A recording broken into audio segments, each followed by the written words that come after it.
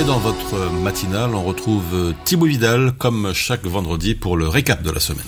Depuis lundi, il faut scanner sa carte Mobip pour sortir du métro bruxellois. Une technique pour lutter contre la fraude, bien vue quand on sait comment il est très compliqué de bloquer les portillons quand la personne devant soi passe son abonnement. Après, peut-être que si les prix des billets n'étaient pas aussi chers, les gens auraient la possibilité de se les payer. On reste en Belgique. Lundi, Théo Franken nous expliquait comment il comptait faire diminuer le nombre de migrants.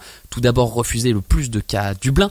En gros, refuser les personnes qui ont demandé l'asile dans un autre pays européen. Sympa, c'est une mesure européenne. Mais aussi suspendre temporairement les engagements pour la migration d'asile légale.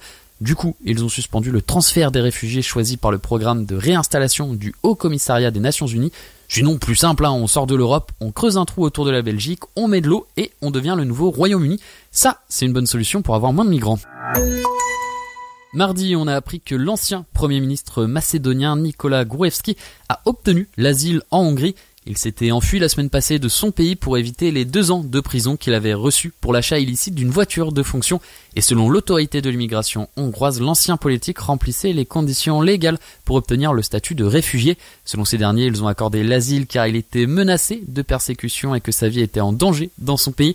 Bien différent des migrants qui viennent de Syrie, d'Érythrée ou de Somalie, qui eux viennent exclusivement toucher les aides et voler nos emplois, et rien à voir aussi avec le fait qu'Orban accueille principalement ceux qui investissent dans son pays, comme entre 2013 et 2017 où il avait offert à 20 000 citoyens non européens des visas contre l'achat d'obligations d'État pour 360 000 €.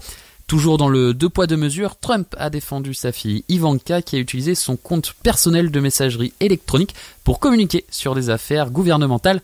Rien à voir avec Hillary Clinton qui l'avait critiqué pour le même fait lors des élections en 2016. La différence, c'est qu'elle avait supprimé ses mails, et la différence aussi, c'est peut-être qu'elle ne nie pas le réchauffement climatique, et que si elle a fait ça, c'est justement pour ne pas encombrer les serveurs qui polluent énormément.